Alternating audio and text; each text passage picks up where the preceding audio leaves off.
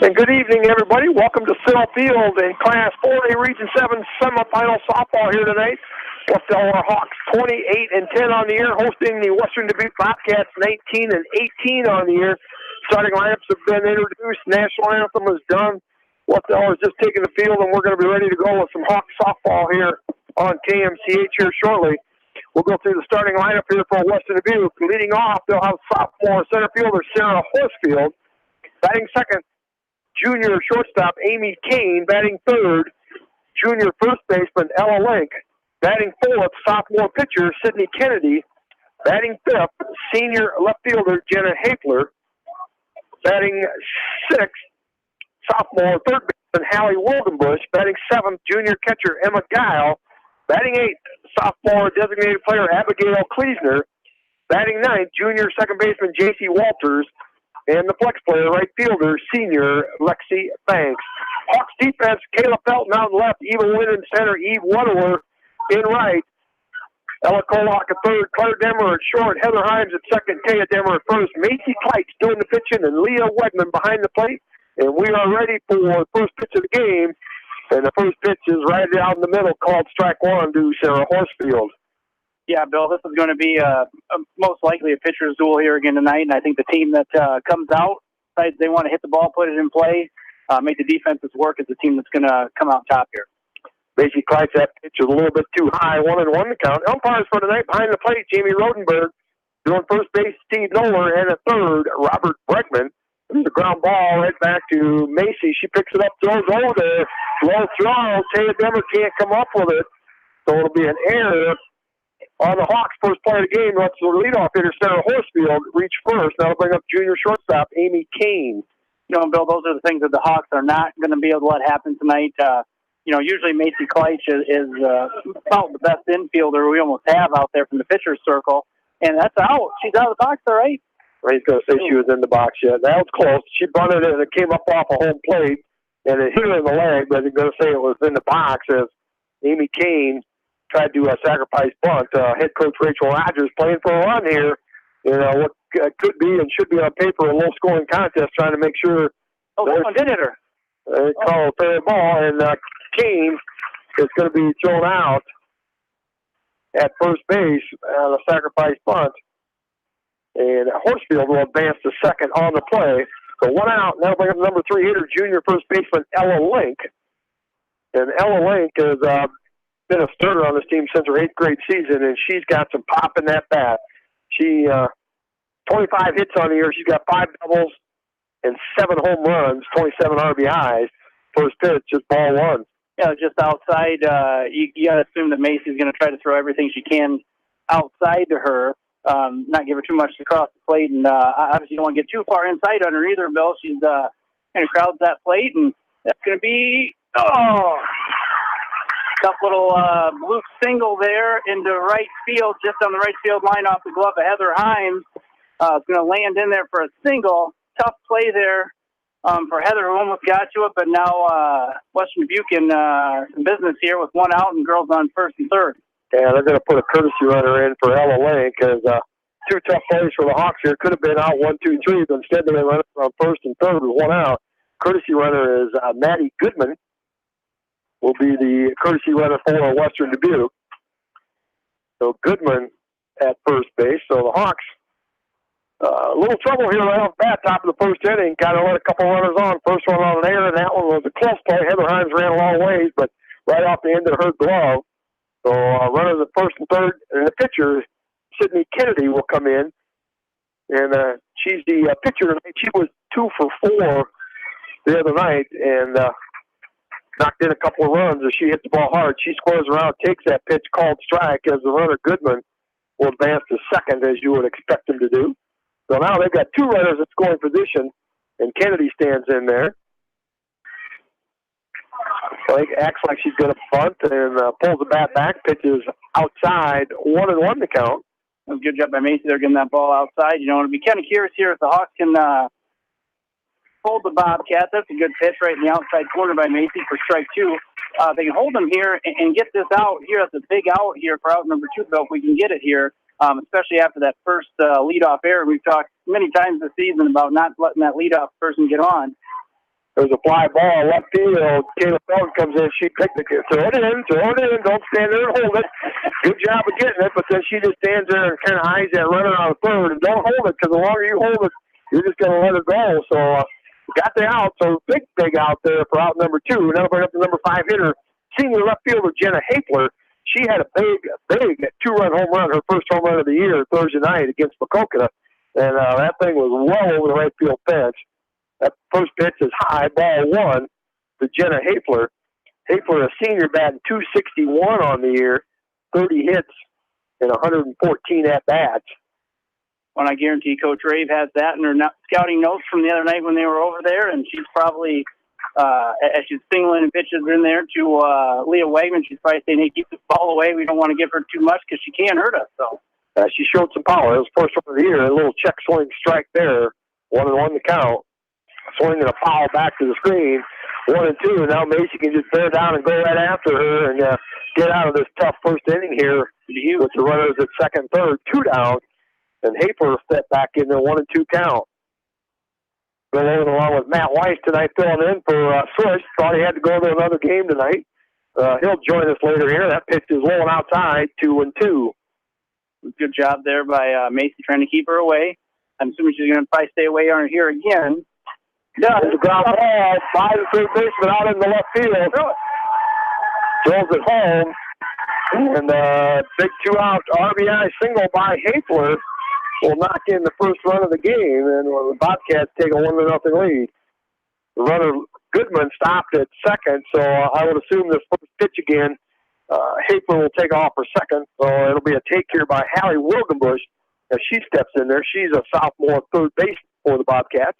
Be curious if the Hawks put something on here to, high pitch right there, but they got it, Bill. And that's what comes back to, we talked about just a couple, pitches ago about letting that leadoff error on, a little bit of nerves there from the Hawks. And there's a swing and a miss. Be careful throwing that way, Leah. That one always drives me nuts when they throw it down there. She's standing a foot away from the base, and nothing but bad things can usually happen. Hit the runner and get off far enough. So just let the runner go to second and be content with it. Those 2 pitches, kind of a safety swing there, just spoiling a pretty good pitch by Macy as she's trying to hit that upper outside strike zone there. And a pretty defensive swing and just getting enough of it to get another 0-2 pitch here from Macy. Yeah, I see Macy get a little bit. There we go. That's, pitch there, good and outside. Don't want to see her get too much to the plate like we did the last batter there on 2-2. And just gave her a little bit too much of the plate, and she was able to hit it hard. 1-2 pitch. A high chopper hit to Denver and short, picks up, throws over the first. That's going to score 2. Yeah, the throw gets away, and then that's going to score 2. Second error of the game for the Hawks. And that's run number 2 and 3 here. The Bobcats scored 2 on that. Head coach Tiffany Ray is calling timeout. She's going out there right now. And, uncharacteristically here, the Hawks look pretty tentative, pretty nervous out there. And, there's no reason for that. They just got some nerves in them. Absolutely, Bill. And as the coach Ray's like, come on, girls, let's go. This is almost a copycat of the first inning the other night over at Western Dubuque when Macokota was in town to play the Bobcats. They scored 4 in the bottom of the first there. And, the Hawks are going to have to get an out here and then come and answer here in the bottom of the first. So runner at second, still 2 down. There's a swing in the middle, strike 1 on Emma Guile, junior catcher. As a team, Western Dubuque bat .280 on the year, so it isn't like they're a really, really good powerhouse hitting team. Runner swing and a miss, quickly ahead 0-2. They've scored 187 runs so far this year in 37 games, so averaging a little over 3 runs a game. And they got that already here in the top of the first inning. Good 0-2 pitch on the outside, a little bit too far outside, and Guile lets it go. 1-2 is the count. Here's right after, swing and a miss, strike 3. Hawks finally get out of there with 3 runs, 2 hits, 2 errors, and 1 left on. Score after half an inning. Western Dubuque 3. Hawks coming to bat. You're listening to Hawks softball from KFCH Sports.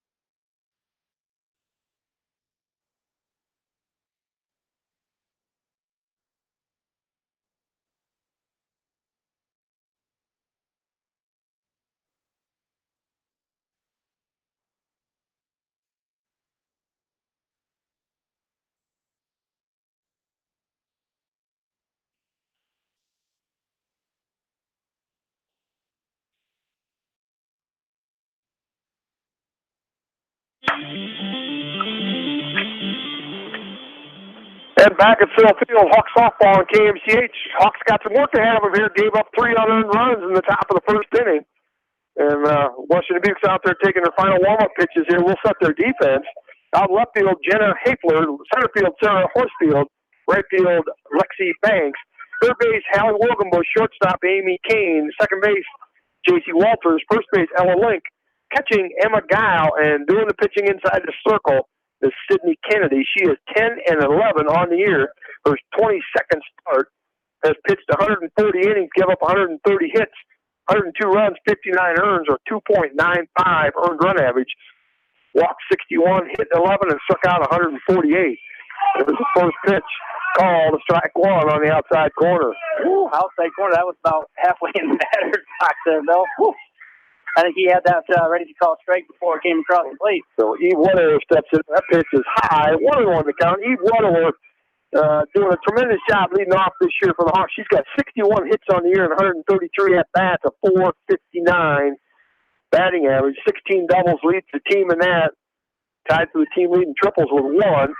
2 home runs and 28 RBIs. And 28 RBIs is second on the team, and that's a nice for the leadoff hitter, second on RBI, because that means your bottom of the lineup's getting on base. Absolutely, Bill. And Kenny doing a good job here staying away from Eve. Knows that her power's on the inside of the plate, and 4 pitches in a row there have been in the right-hand batter's box, not giving her really a chance to get around and swing on it. But, I think if you're Coach Rafe here, you're telling Eve, hey, we're taking this pitch here on 3-1 unless it's right down the gut. Yeah, she's Kennedy, that's kind of the bugaboo on her this year.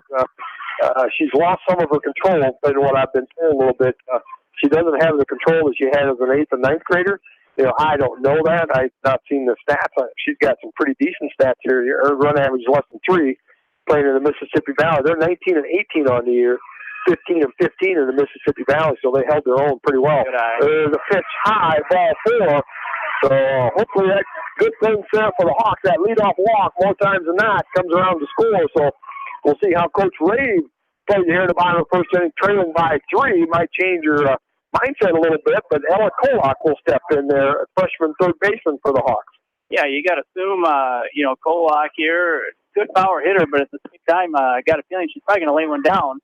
Takes one. A little bit high. Pitch high, ball 1. Ella Kolak with 15 sacrifice bunts on her, team leader in that. West Delaware 62 sacrifice bunts. That is number 3 in Class 4A for amount of sacrifice bunts, so it's something the Hawks do a lot of. Infield in, there's a bunt, nice bunt. Third baseman comes in, picks it up, and also the second baseman coming, so it'll be 5-4 sacrifice bunts, perfectly executed, as Hallie Wilgenbush was way in. Had she not been in that far, Ella would have beat it out probably, because that was a perfectly executed bunt, but that'll put the runner at second, 1 out, and junior pitcher Macy Kleitz will step in. Kind of interesting here. Western Dubuque, the corner's still in here, pretty far for Macy Kleitz. Pitch called strike on the outside corner. Oh. 1 strike to count on Macy. Yeah, both the corner infield is still in a little bit. Sneaking in. There's a ground ball to Hopper. Hit the cane at shortstop. Throw to first for the out. Ooh, and the first baseman tried to throw it over to third. She hit her pitcher right in the leg. So Kleitz grounds out to the shortstop for out number 2, and Eve Weddler will advance to third on the play. So 2 down, and sophomore second baseman Heather Himes will step in there. So I got to come up with a 2-out hit, because those 3 runs that Western Dubuque got were all with 2 outs. So see if the Hawks can give them a little bit of their medicine back here. There's a nice changeup. Himes can't hold up on that. Strike 1. Yeah, absolutely. This is a chance for Heather Himes, who's been one of the stronger hitters this year for the Hawks. She really needs to come up with a base hit here and try to get the run in so the Hawks can cut into this deficit here a little bit. That pitch was low, 1-1 to count. Heather Himes batting .319 on the year, 37 hits and 116 at-bats, 13 doubles, a triple, 3 home runs. Team leader in that, 25 RBIs on the year. Big one right here for the Hawks. There's a high chop over the third baseman. Kane goes over and gets it, but she's not going to be able to throw her out. So an infield hit there by Heather Himes, 2 outs. Single brings in Eve Weddler, so the Hawks get that 0 off the scoreboard here, and now trail 3-1. That'll bring up Eve a win. Yeah, kind of interesting there. That was kind of the same type of ball that was hit to Claire Demmer there in the top of the first that she threw high and got a couple runs there for the Bobcats. A high bouncer that, that ball gets by the third base. It's a really hard play for the shortstop to get to and make. And so good to see the Hawks get on the board here. Now let's see what we can do with it. Well, she was wise not to throw it. Maybe compound the problem. They throw it by a while, and then they compound the hit with an error. So Kane did a nice job of eating that one, but swinging a foul by Wynn. 0-1 the count. There's just a repeat in case you missed the first pitch. 0-2 the count now, an even win. And let's see if we can get one out into that outfield, into the gap area, and see what Heather Himes does. She's at first base with 2 down. She'll be able to go on any type of a hit. Won't have to hold up. Getting a nice lead down there first after the pitch. That one's low and away. Look at that. And Guile thought about it, and she finally did, but by the time she did, Heather was already back on base. So she's getting a good lead out there and got the attention of the catcher, Emma Guile. Yeah, that's always a good thing, too. You like to see those throw downs as long as you're paying attention on the base. Sometimes that leads to good things for this. Line shot over the third baseman, jet down the left field line. So back-to-back singles by Himes and Wynn.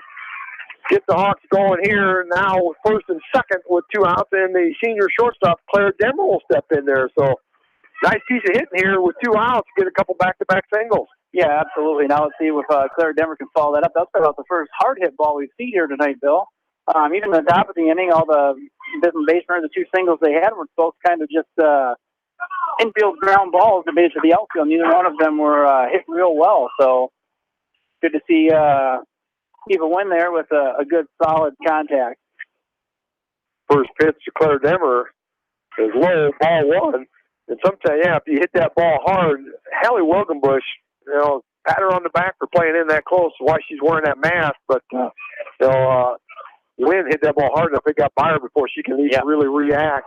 Good pitcher's pitch right there, called strike on that inside corner. That's okay, Claire. Don't swing at that one because that's just a little pop-out waiting to happen. So, take that strike. 1-1 the count. That'd be if you're Macy Clay right now, you're going to be wanting some of those pitches, I think, too, at the top of the next inning here. So that pitch is low and away. 2-1 the count. Now here, if you're Claire, 2-1. This is a good hitter's pitch right here because the pitcher doesn't want to fall behind 3-1.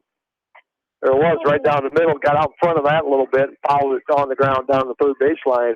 2-2 will be the count. I think that's a pitch. You could just tell Claire as soon as she hit it, too, she wants a pitch she wanted back that I think she definitely could have tattooed. Kind of uncharacteristic of both these pitchers, too. Macy Kleitz with 24 pitches in the top of the inning and already 19 for Kennedy. This will be your 20th pitch here this inning as well in the top of the first here, bottom of the first, excuse me. They're trying to get that change of balls in the dirt. Good base running there at second by Heather Himes. She took off. And then when she took off, the trail runner, Eva Wynn, says, well, I'm getting down to second, too, then. So 2 runners in scoring position here. Now, if we can get a base hit, possibly tie this game up. 3-2 pitch to Demmer. Swung off, fly ball to the center fielder, Sarah Horsfield. She'll come in and catch it for out number 3. Our Hawks score a run on 2 hits and an error. Score after 1 complete. Western Dubuque 3, West Delaware 1. This is the Hawks softball from KMCH Sports.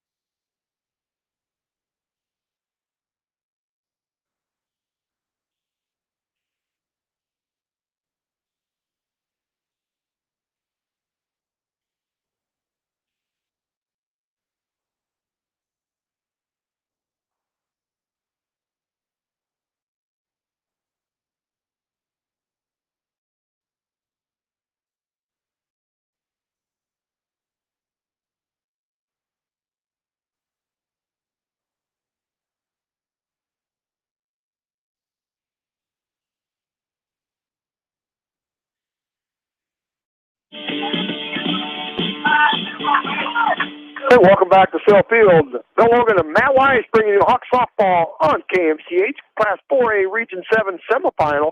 The winner will advance to Tuesday night's contest. The loser season will come to an end. Leading up the top of the second inning, sophomore designated player Abigail Kleesner steps in there. takes first pitch, called strike one.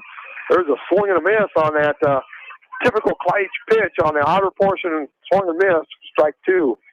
Yeah, and I think it'll be interesting. Macy's now got an opportunity to kind of settle in a little bit.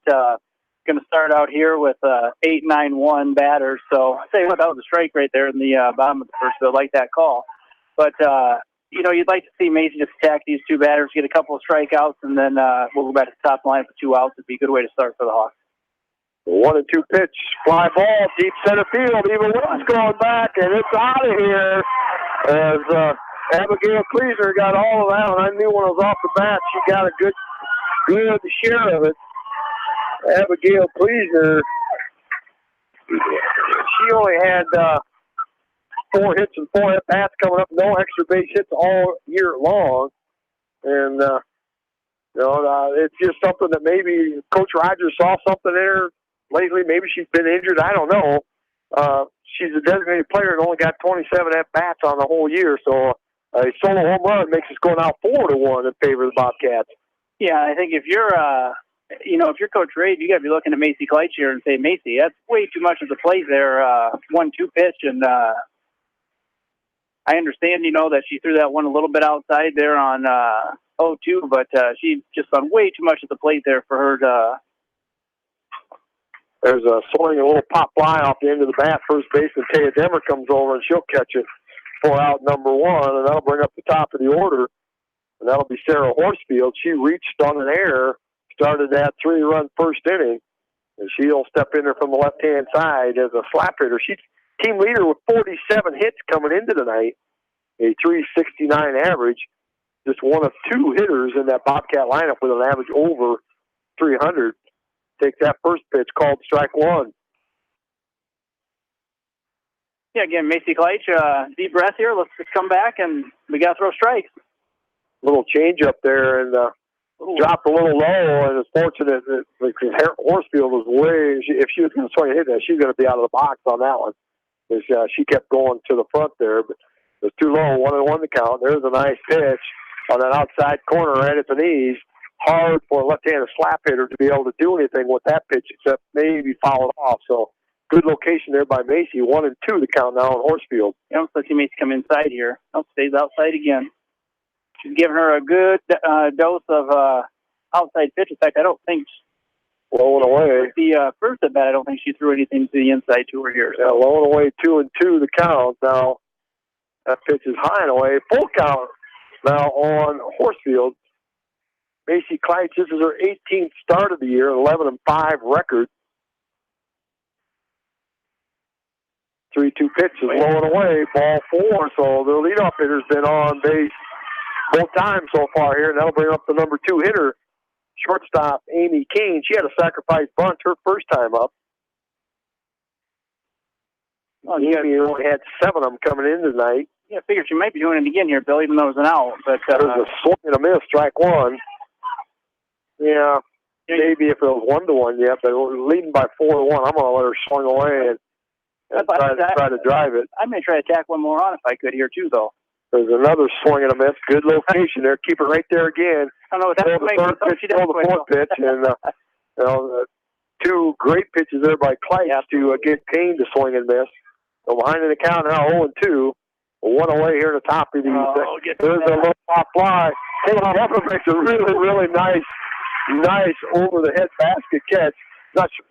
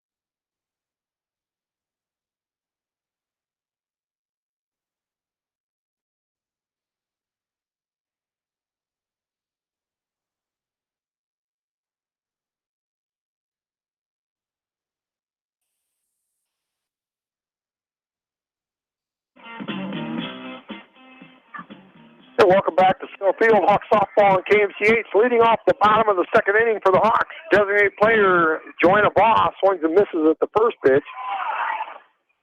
Kind of backs out on that one and called strike on that inside corner. 0-2 to count. Hawks trail 4-1 here in the bottom of the second inning. The 0-2 pitch is high and away. 1-2 the count on Boss. So Hawks need to get back on that scoreboard here. Gave up 3 in the top of the first inning, all unearned. One in the second inning was a solo home run. There's a 1-2 pitch popped up to the first baseman Link, and she'll catch it for out number 1. That'll bring up number 8 hitter, first baseman Taya Demmer. So Demmer will step in there and see if she can get the Hawk offense ignited here in the second inning. The Hawks scored 1 in the bottom of the first inning. Leadoff walk to Eve Weatherworth came in on a 2-out RBI single by Heather Himes. So got to get base runners here, trailing 4-1. Yeah, absolutely, Bill. It's just one of those things we've got to try to, get one here, get one there, and try to cut this. By the time we get to the fourth inning, we try to get it tied back up here. Yeah, we don't need to get all 3 of them here at once. Just put some pressure on the defense, make things happen, get on base. There's a swing and a foul straight back into the screen. Denver behind the count now, 0-2. Nice crowd here tonight. A lot of Hawk fans here in the orange. They put out the word for an orange out tonight. A lot of orange shirts out there. And a lot of red over here as Western Dubuque travels very good. So a huge crowd here tonight. Thanks for coming and seeing Hawk softball. That pitch is high, 1-2. That was outside as Kennedy tried to see how far the umpire was going to let her go outside. Yeah, good for her. I mean, there's been a couple of them that he's called that the right idea when you're heading to count 1-2. 2-2 pitch on the inner portion as she fouls it out of play down the third base line, goes over and lands over there in that newly renovated area down the third base line. Todd is going there a little bit. Got to keep it water here for the next week with all the hot, dry temperature coming up. The warm-up bullpen area down there looks really nice. They got that completed down there. So Still Field looking really nice here for the Hawks. Yeah, absolutely. Another shout-out, as always, to the Booster Club, Athletic Booster Club of West Delaware. Really good donation by them. Looks really great out here. A great place to host a regional tournament game. I heard some comments from some of the visitors here tonight. It's been a while since they've been over here and saw this, and really impressed with Still Field here. So there's a swing and a miss. Strike 3 by Demmer, out number 2, and that'll bring up the number 9 hitter. Catcher Leah Wegman will step in there. And never too late with 2 outs to get going here. Saw that last night in Dyersville. Beckman in the fourth inning of their game last night, first 2 girls went out, and then they scored 7 runs in that inning. So entirely possible. You just gotta believe and get on base and go. That pitch is high, 2-0 to count to Wegman. Again, too high, 3-0. And that's kind of what you want. You just want, maybe the defense kind of thinking, hey, 2 up, 2 down, we'll get out of here real quick. Then you get a walk, and then the floodgates can open. 3-0 pitch. Ball 4, so a 4-pitch walk. Second walk of the game given up by Kennedy. And that'll bring up the leadoff hitter, Eve Weatherworth. She got the other walk and came around and scored the only run. So we'll have a courtesy runner, Mia Payton, will run now for Leah Wegman. So Eve Weatherworth will step in there and see if she can keep the second inning going here for the Hawks. Yeah, it'd be kind of interesting. Eve didn't see really any pitch that was even close to the plate her first time up. Not sure if that was Kennedy not settling in or if that was her trying to stay away from Eve. It kind of looked like she was trying to stay away from Eve, but we'll kind of tell a bit more on this at bat. There's a hit just off the end of the bat to the second baseman for the easy 4-3, and out number 3. That'll be the end of the second inning. Score after 2 complete. Western Dubuque 4, West Delaware 1. You listen to Hawk softball from KMCH Sports.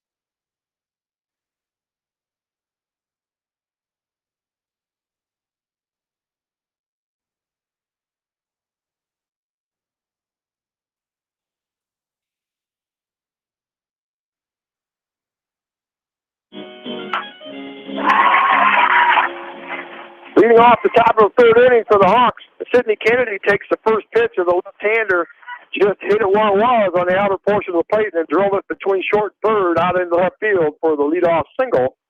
And it looks like maybe they're going to have a courtesy runner for the pitcher. That's going to be number 3, Nick Besler, is going to be the courtesy runner for Sidney Kennedy. But they did what they needed to do here, get that leadoff runner on base here in the top of the third inning.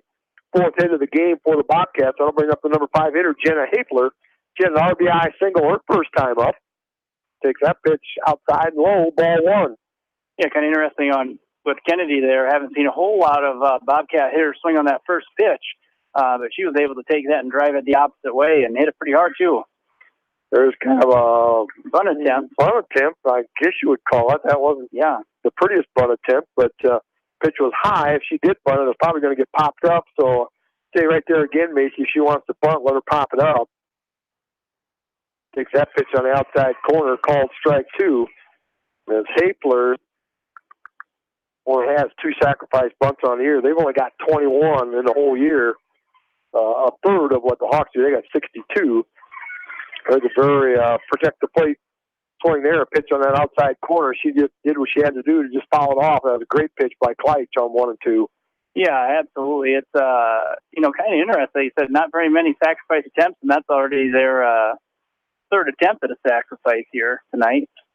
That should be caught. A little pop fly to third baseman Kolak. She tried to throw the first one quick to see if she could catch Besler sleeping a little bit going back, but she gets back in time. So 1 out, and that'll bring up third baseman Hallie Wilgenbush. She reached on an error by the Hawks her first time up. And on that, a couple runs came in and scored. Takes that first pitch, called strike 1. Yeah, it'd be kind of nice. Again, try to get one in about the same place. Might be able to double up the Bobcats here. If you can hit it kind of up the middle again like last time. Strike pitch swung on a foul back into the screen. 0-2 the count. So Bobcats with that leadoff single at first, but then got a pop out to Kolak at third for out number 1. Now ahead in the count 0-2 to Hallie Wilgenbush. Good pitch. Great pitch, swung on a miss on the 0-2 pitch. That'll be strikeout number 2 for Macy Kleitch, and that'll bring up the catcher, Emma Giles. She's the other strikeout from here so far tonight. So Macy go right after her, get them in the book, and let's get back in the dugout and get back on the offense. Absolutely. It's where you want to see, a pitcher like Kleitch say, hey, we're down here. I need to take over a little bit and, help us out. And so far, she's been doing that this inning here, Bill. Great curveball there, swung on a miss by Guile. Looked like it was coming right in there, and then broke on the outer portion of the plate, swung, and couldn't catch up to it. Another curveball in there, got a little more of the plate than I think she wanted, but the swing and a foul back out of play, 0-2 the count now on Guile. So we'll see what kind of a pitch she comes up with here. 0-2 with 2 outs here at the top of the third inning. Goes outside, but too far outside. Right idea. You got Wilgenbush one after a pitch like that just a minute ago. So right idea on an 0-2 pitch if they'll expand the zone. Yeah, they should go right back there again. Hope throws it inside. Right inside. There you go. Or on the inside corner, called strike 3. So no runs on a hit, 1 left. Score after 2.5. Washington Dubuque Bobcats 4, Delaware 1. You'll see the Hawks softball from KMCH Sports.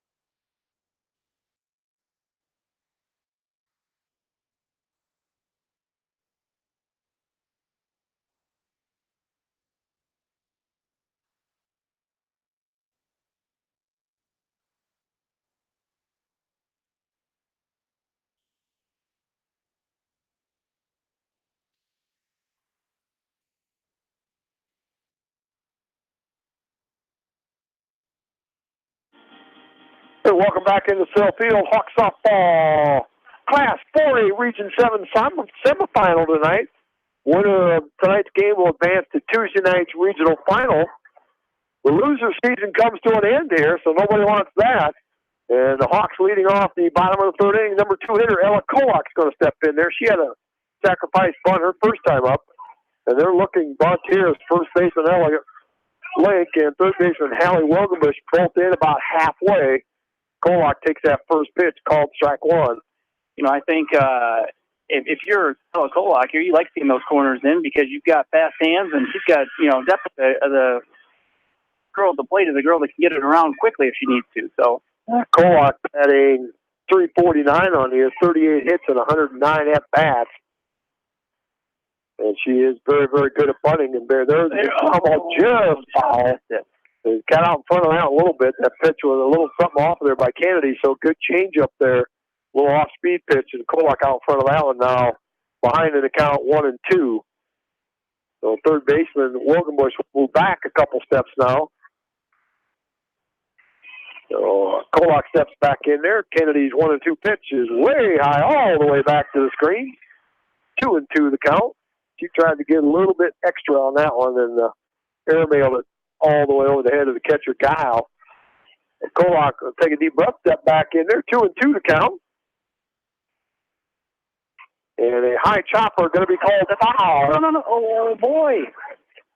So, Phil, give me the rule on this for sure. It's where the ball's at. Ball's at. That's nothing to do where her feet are. It's where the feet are at. Where the ball's at. So it was a good call. She's right on the line, but she reached over the line, backhanded to get the ball. It was probably a good thing. That would have been a close play because she got it fielded clean. I don't know if she could have turned around and thrown out the speedy Kolak, but yeah, I don't know. Ruined a good pitch again by Kennedy. So again, a 2-2 pitch. Good change up there. And Kolak held up as far as she could, still way out in front of it. And got our photographer to bring Don Zeezer down the left field line in that little square area down there and had to get him moving out of there as that ball comes ricocheting down there. So Don's he's still a playing weight, Bill. He's fine. There you go. He's quick. Yep. 2-2 again. Pitch from Kennedy. Another good foul pitch there. Pitch a little high, a little inside, and nice job by Ella just to foul it off. The pitch you can't hit. Good pitch by Kennedy.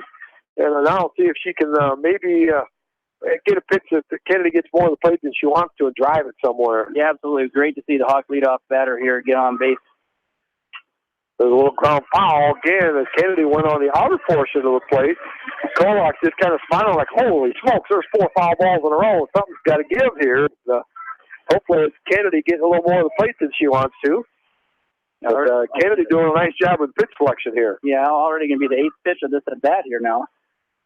2-2 again on the inside corner and fouled back to the screen. So Kolak doing another great job of fouling off a really nice pitch by Kennedy. 2-2 still the count. Kolak is add those pitches up pretty soon. She's going to say, what's it going to take for me to get her out? And then after a while, law of averages say, I got too much plate. Kolak can do some damage. There's a ground ball. Chopper hits out third baseman right between her legs. She was looking for it to come up on a hop, and that ball stayed down. Regardless of how you get on base, that leadoff runner's on base here with nobody out, and the number 3 hitter, Macy Kleitz, coming up. Absolutely. That's what the Hawks needed, Bill. You know, just got a message here from KMCH Sports Director John Swisher. I thought he'd be here by now after his game down in Alburnett. Maybe he took a little detour to Anamasa. He had to go through Anamasa on the way home. He kind of forgot and went towards home. No, John, you can come up to Manchester, your second home. Maybe bring your dad from Anamasa with you. There's a ball outside, throw down, and Kolak's way easily back. 1-0 to count on Kleitz. She grounded out the shortstop her first time up. We'll see if Macy can help her own cause here. Pitcher for the Hawks going to step in there. And watch for a pitch to her liking. There it might have been. That was a good pitch on that outside corner. That right at the belt is kind of a pitch that you can maybe get a little drive on it, hit it out towards right center field with some power on it. I would think that Kennedy probably got a little more of the plate there than what she wanted. 1-2 pitch. Thought maybe that was just him, but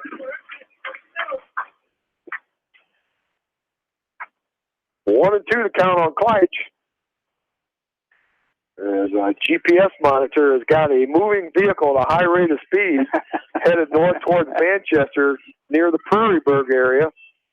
There's a little change of Pike swings through that one for strike 3, out number 1. And that'll bring up the number 4 hitter, Heather Himes. She had a 2-out RBI single in that first inning, drove in the only run here for the Hawks. She'll step in there. Yeah, you could tell Macy wanted that pitch back again, kind of fooled her a little bit and put her head down, and she kind of walked out of the batter's box. And a little change up there again. It floats in there a little bit low that time, 1-0. And Kennedy's got a good off-speed pitch there, and she does a good job of not telegraphing it, and comes in there and fools a lot of hitters. Just the number 3 hitter you want to be able to put in play that. Oh, long fly ball, hey, out of here. Over that Earlville corner stop sign on the left field fence. That's what the Hawks needed there, Bill. A 2-run home run by Heather Hines. That brings all the Hawks out of the dugout here, and the crowd to their feet there makes the score now 4-3. And that's just kind of that momentum thing we were talking about. Get some base runners on, put the pressure on, and Heather Himes got all of that one, hit it clear out to the batting cages out in left field. That was on its way to Anamasa, Bill. Yeah. Halfway there, probably. Yeah, that's a nice job, and hopefully that's that momentum thing. Even when she had a single for her last time up, now get back on base, let's go. That's kind of quieted the crowd to our right, and the orange crowd on our left. Every pitch is kind of a little more excited there. That pitch outside, ball 1 to win.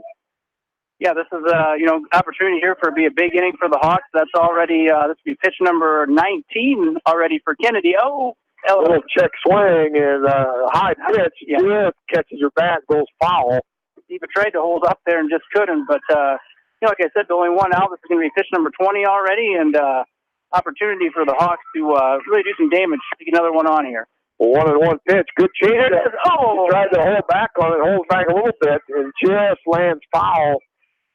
Half third base line. Wogenbush dove for it, but got by her before she could get to it. So Wendell set back into a 1-2 count. 1 away here in the bottom of the third inning. Hawks trail 4-3. Bill, I think that's the 4th hit the Hawks have had. That was a little bit low. I thought that was kind of low because it looked like it wouldn't have surprised me to have been rung up the strike 3 right there. So Eva's got a better eye than we do up here apparently. So 2-2 to count. A little inside pitch swung on a foul, and that's a good job by Wynn because on that inside pitch, that's all he can do with it. And Kennedy did a nice job of coming in on that inner portion of the plate. Yeah, like I said, there's another foul ball, and obviously you talked about the power of that changeup that Kennedy has, and the Hawks did a good job fouling it off. But there's a base. There it is. They had a 1 hop out to the left fielder, Hafler. Second hit of the inning, second hit of the game by Eva Wynn. But more importantly, that gets another runner on base. And this inning going, kind of that momentum going, and see if good things happen. And head coach Rachel is going to call timeout there. Rachel Neal going out there, and she's seeing that momentum change a little bit too. So she's going out there just to slow this thing down here a little bit and have a chat with her pitcher and catcher in the circle. Everybody else is outside the circle talking amongst themselves. But Coach Neal just talking with the catcher, maybe about location and type stuff, and not really talking too much to the pitcher, doing more talking to the catcher. But a great job there so far here in this third inning by the Hawks. Because they got on a leadoff error, second inning out of 3 that they got the leadoff runner on, and both innings they scored. Yeah, absolutely. And even Wynn just beat me to it there. I was just going to say eventually the Hawks are going to start typing this pitch up and that off-speed pitch, and and she did. She kind of took a half swing almost at it. Bill was able to hit it pretty hard in the left field there still. So let's see if the Hawks can keep it rolling here. We could use a couple more for sure. Claire Demmer's going to step in there. She flied out to center field her first time up. Senior shortstop for the Hawks. 1 away here in the bottom of the third inning. First pitch is right at the knees, called strike 1. A quick baseball score update here. Monticello, 6-4 win over Northeast tonight. Also Edco on the losing side in 5 innings to MFL Marmac 10-0. There's a fly ball. That's going to find the gap all the way to the fence. Win round second, headed for third. So everybody stopped. Dammer with the stand-up double and Win at third. So Hawks got something cooking again, and there's that momentum that we were talking about. Just kind of Hawks that second time through the lineup are finally figuring out Kennedy and that changeup and getting on there and doing a nice job. Throwing a lot of good pitches. She's got a lot of pitches this inning. Yeah, up to 25 now. Yeah, still just one out, so that's a lot of pitches even when you got three out. So the Bobcat infield coming in a little bit, one out, runners at second, third. There's that changeup again. Joanna Voss thought about it, but couldn't pull the trigger on it. It's called strike one. Thought maybe that one just dropped a little bit low. I think it was a good job by Joanna not swinging it back. I think that would have been short ground out, so probably better if she didn't swing it that one. Right, you got to be selective here and get a pitch that you can extend on a little bit and hit it hard somewhere. There's a check swing on a pitch on the inner portion and goes foul. So Kennedy, two great pitches here, gets ahead in the count 0-2.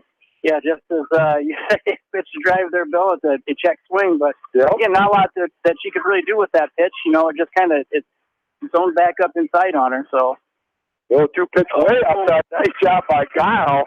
That looked like a wild pitch as soon as she left her hand, as that was way, way outside. Guile goes about as far to her right as she could to save a wild pitch.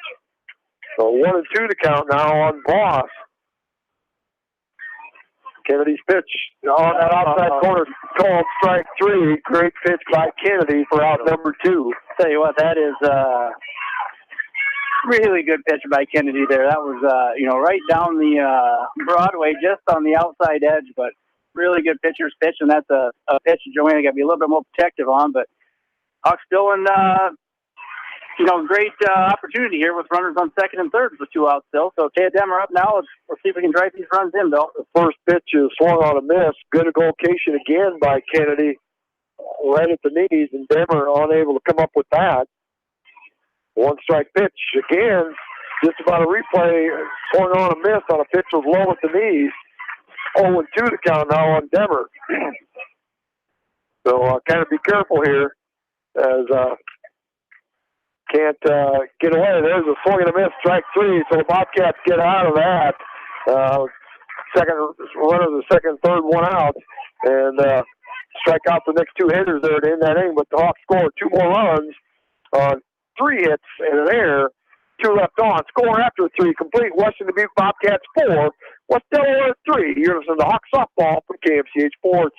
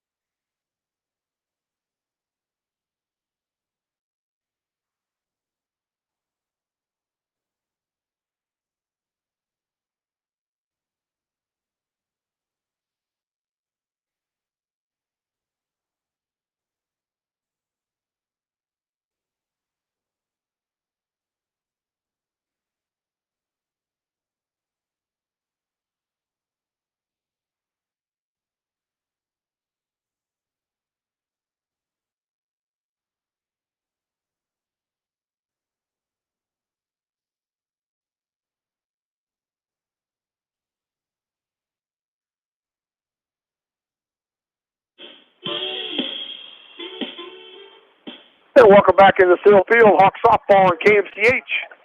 Class 4A, Region 7 semifinal against the Western Dubuque Bobcats and the West Delaware Hawks. We got us a good one here. 4-3 after 3 complete. Leading off the top of the 4th inning, Abigail Kleesner takes the first pitch, called strike 1. There's a pitch on the inside corner called strike 2. Kleesner, a solo home run, leading off the 2nd inning. Her first time up. For Kleesner, that was her first home run of the year, first extra base hit of the year. That was ball 1-2 to count.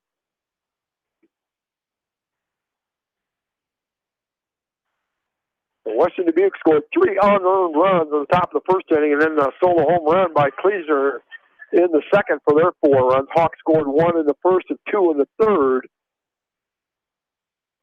So that pitch is low. 2-2 to count now to Kleesner. Good breaking ball in that outside corner, swung on a miss. Strikeout number 4 for Macy Clyde. That's the last 3 in a row. So settling down here and then doing a nice job here retiring the Bobcats. That's 5 in a row retired now. That'll bring up J.C. Walters. She popped out her first time up. There she tried to bunt, misses that. First strike 1. J.C. Walters batting .227 on the year. 22 hits and 97 at-bats. A junior for the Bobcats.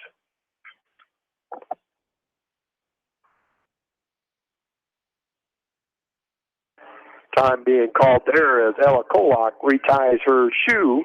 Now we're ready to go. The 1-strike pitch. Kind of a check swing. Went way too far for strike 2. Would have been called a strike anyway, I believe. That was a good pitch. And Walters unable to do anything with that. So Kleitz ahead in the count now. 0-2. Goes right after. Swing and a miss. Strike 3. 4 strikeouts in a row here now for Macy. 5 in the game. And that'll bring up their leadoff hitter, Sarah Horsfield. Horsfield done her job as a leadoff hitter. She reached on an error her first time up and came around and scored the first run of the game. And then she walked back in that second inning, worked a walk on a 3-2 pitch. So she steps in there, left-hand slap hitter, slaps at the first one, goes foul over into the fence by the Hawk dugout. 1 strike to count on Horsfield. Their leading hitter on the year, batting .369. Team leader in hits with 47, 2 doubles, 2 triples, 4 RBIs. There's a nice pitch on that outside corner called strike 2. Not sure that Horsfield believes that, but that was a great pitch, great location. So Ella Kolak down third, have to be ready. Here on the 0-2 pitch, goes outside again, tried to get the same pitch as what just was. They called the ball. Close pitch, great idea, right location, 1-2 to count now on Horsfield. Goes too far outside that time, 2-2 to count. Hawk infield in Heather Himes between first base and the pitcher, Macy Clyde's first baseman, Demer, back behind first base. There's a little slap foul down the third baseline. Steve Widow in right field actually looking more like a second baseman out there. She's about 1 step into the grass, playing about where a normal second baseman would play. Outfielders both left and center in about 4 or 5 steps to where they normally would be. So realizing trying to cut off the angles. There's a call, 3rd strike. Horsfield can't believe it. But 3 up, 3 down here for the Bobcats, all by the strikeout at the top of the 4th inning. Score after 3.5. Western Dubuque Bobcats 4. What's the Hawks 3? It was the Hawks softball from KFCH Sports. Newhouse.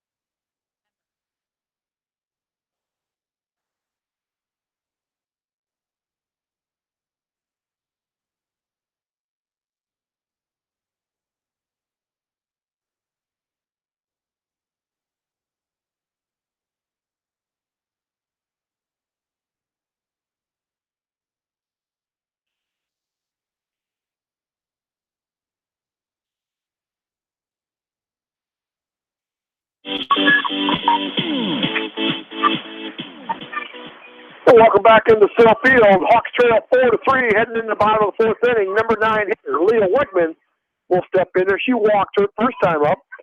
Takes first pitch on that inside corner, called strike 1. See if the Hawks can ignite this crowd again. Last inning, the Hawks scored a couple runs and got the crowd back into it, and pulled within 1 here, trailing out 4-3. The 1 strike pitch low to Wigman there.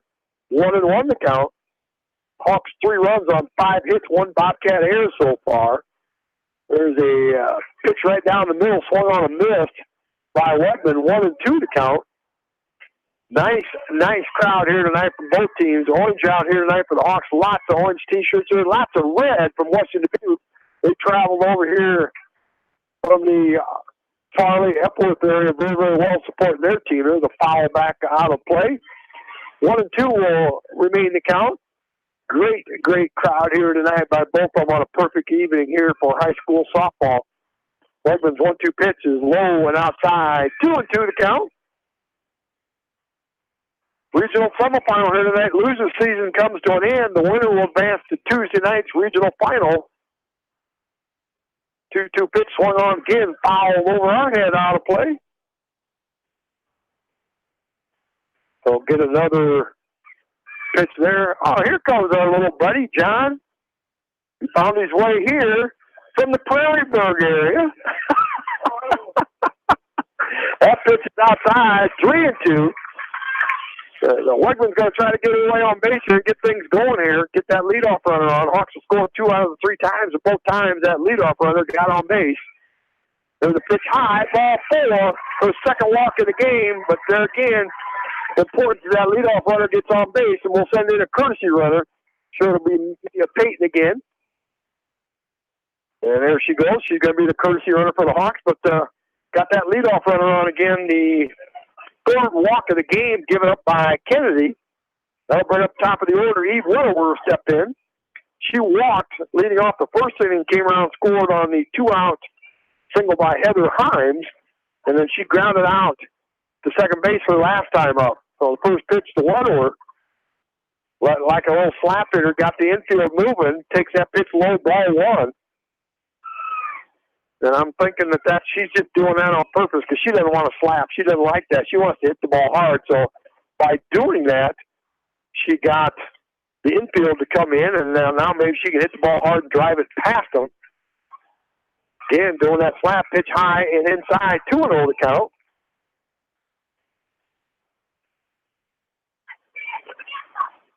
Widower will step back in there.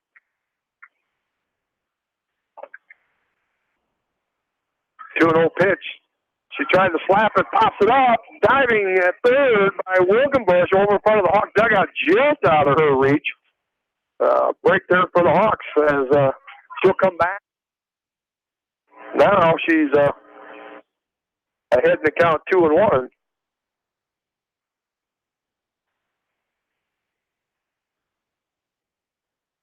A little timeout being called there as a shortstop, Amy Kane and Wilkenbush.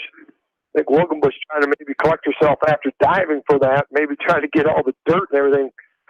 Yeah, she's trying to wipe her mouth off on the shortstop, Amy Kane's jersey. So catcher Emma Giles walking all the way out there. Now I think they're going to bring maybe something out of the dugout. Or I don't know if she maybe cut her lip or something. They're looking maybe for a towel or something possibly. But she's got her back to us, so we can't really tell. But she's sitting there looking like, no, I'm ready to go. Well, she's going to be fine. We're going to go back here. Weave Weddle is going to step back in the box. Ahead in the count 2-1. Nobody out here. The runner at first. And Mia Payton, who's courtesy running for Wegman, who drew the leadoff walk. 2-1 pitch. A little slap down the third base from Wegman. Wilkenbush comes in, can't get it. That'll be an error on Wilkenbush at third. The second error of the game by the Bobcats, and that's got Hawk runners at first and second. There's still nobody out, and the number 2 hitter, Ella Kolak, is going to step in. What an effort, Billy. The Hawks coming back after being down early in this game, 3-0 after the top half of the first inning, and they're showing the fight here tonight, 4-3 in this bottom of the fourth. Kolak scoring around the bunt, fouls that one. And Ella Link and Haley Wilkenbush at third, both playing way in. So Peyton's going to have to do a tremendous job of running the bases there at second base because the corner infielders are way in, looking for that bunt from Kolak. Scores around again. Bunts it's going to be foul. So unable to in 2 attempts. Find the count now 0-2. And now she's probably going to have to defend the plate and hit away. 4-3 your score here, Hawks trail. So they got runners at first and second here with nobody out here in the bottom of the fourth inning. Kolak steps back into the pitch from Kennedy. on the inner portion of the plate does a nice job of fouling that out of play. Kind of hold at 0-2. Mia Payton out at second. Eve Widower at first. Kolak in the batter's box behind 0-2. The pitch is low and away, 1-2. Sun pretty much down here now. So not anything that's going to, I think, affect anybody on any kind of a base hit now. 1-2 pitch to Kolak. Little changeup in the short ground ball, a shortstop gain, and she's going to wait on that. Ella Kolak just plain going to beat it out for an infield single. And she had to wait maybe a little bit, distracted by the runner. Payton kind of coming along as well. So great opportunity. Coach Rachel Neal's going to call timeout and go out and talk to her team there. As, and they didn't do anything wrong there. It's just a slow ground ball, but if Amy Keene doesn't come in and charge it, you're not going to get Ella Kolak out at first base. Kolak's 39th hit of the season now, her first one tonight. Hawks sitting pretty right now. Bases loaded, nobody down here at the bottom of the fourth, with Bobcats winning this game 4-3. Yeah, it was one of these games coming in, you think maybe 2-1, 3-2. Two pretty good teams, two good pitchers going after each other. Both teams playing some pretty good defense and stuff, and we got the complete opposite going here. We've talked for a week with impending matchup here with Western Dubuque and West Delaware. Don't let that record deceive you of Western Dubuque 19-18 play of the 5A schools, MVC, first year of the Mississippi Valley Conference. They had an even 500 record there. They're a salty team, and the Hawks trying to come back here tonight and get the win to advance on to regional final on Tuesday night. Clyde steps in the first pitch. There's a called strike on that outside corner. He's consistent, that generous outside corner. I heard you guys, as I was making the trip from lovely Alburnett up on Highway 13, I heard you guys talking about that generous outside corner, and that's all you can ask. He's consistent. He's calling it both sides. It's the plate umpire, Jamie Rodenberg, from up north. Yeah, there's a swing and a foul back into the screen, so Clyde's behind in the count 0-2 now. Bobcat defense all in front of the thing, so if they get a ground ball, they're probably going to try to cut it off. They're just under that one, a foul ball straight over the screen, over our head, out of play. So a good rise ball there by Kennedy to get her to pop it up, and the right idea. Don't give her anything too good that she can get too much bat on it. So Kennedy again in that circle with an 0-2 pitch coming to Clyde. Nice pitch on that outside corner, and just stood there and looked at it. Second time Clyde has been struck out here tonight, and that's out number one. That brings up Heather Himes, and she's got a good offensive night going. She had an RBI single in the first inning, knocked in the first run, and then she had the big long 2-run home run her last time, so she's got all three RBIs here for the Hawks, looking to add to that total here. First pitch, that changeup, and that stays high. Ball one. Himes with those three RBIs now tied to the team lead with 28 with Dimmer and Widower. The 1-0 pitch to Himes. There's a ground ball to the right of Amy Keene. She picks it up, throws home. Not in time as the trail gets by. Giles, she goes for Jesus, throws the pitch a little too hard. And 1-0 comes in and scores. Hawks scored 2 on that. And that'll put them ahead 5-4.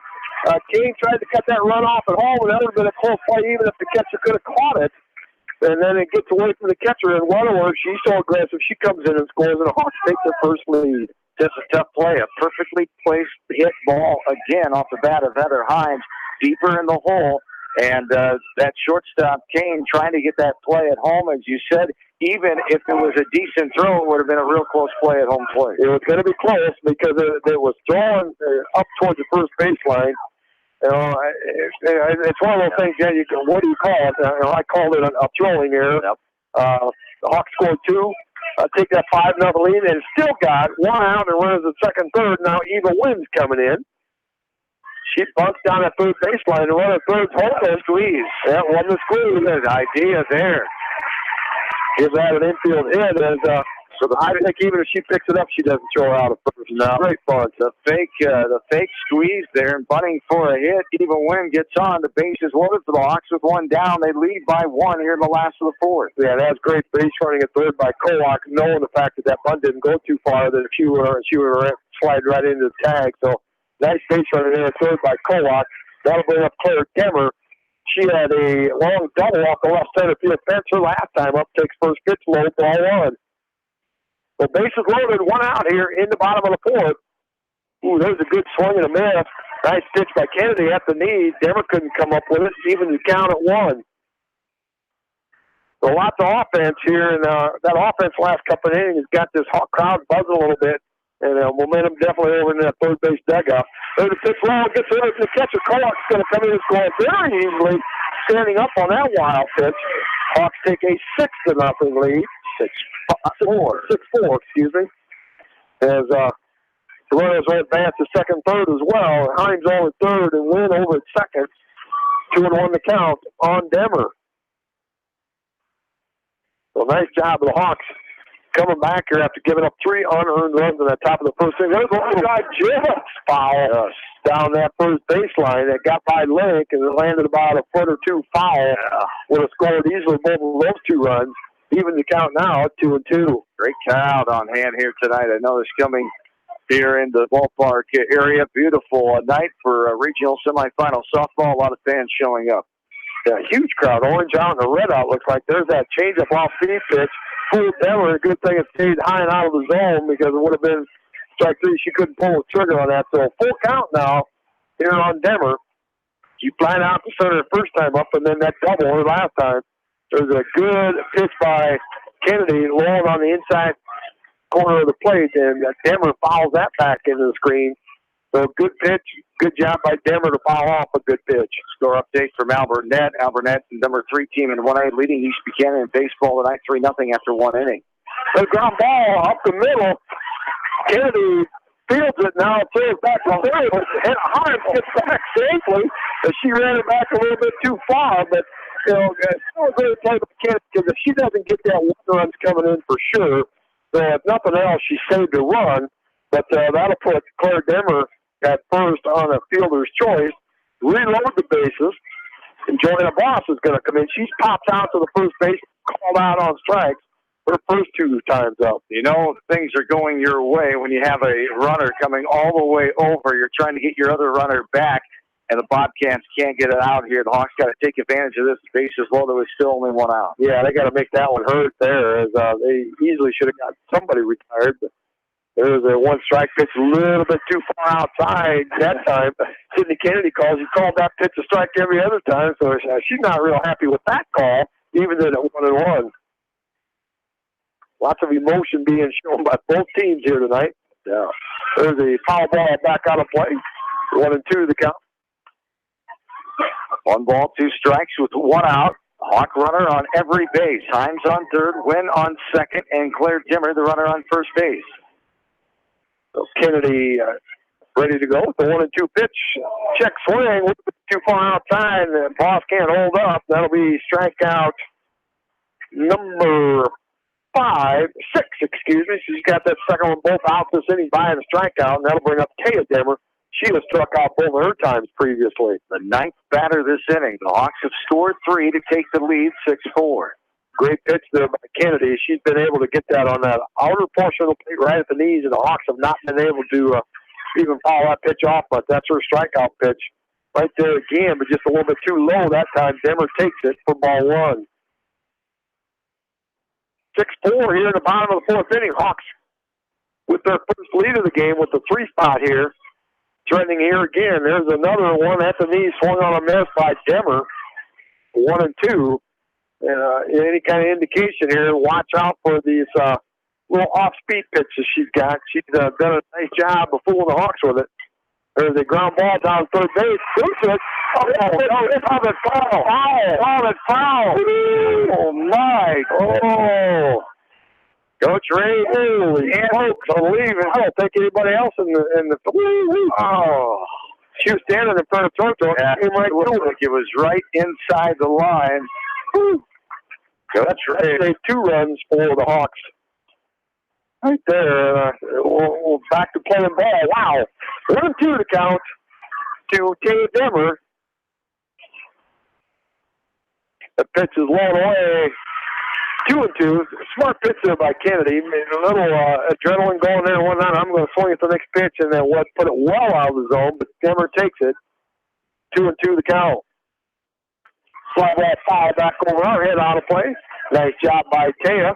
Score update from DeWitt. Central DeWitt and Dubuque Waller tied at 1, top of the 4th inning down in Clinton County tonight as the winner of that one meets the winner of this one on Tuesday night in that regional final. With 2-2 to count, with 2 away and bases loaded here for the Hawks. Ted Demmer steps back in. 2-2 pitch is high. Ball 3. Now with that, the runners can be moving here, so that changes the complexion of what might happen here as well, because sometimes that takes all the force off. So 3-2 pitch, good, swinging a foul back in the screen. There, tried calling that inside corner. And what a pitch, what a spoil pitch there by Ted Demmer. And that was a great pitch by Kennedy going on the inner portion of the plate, then living on the outside.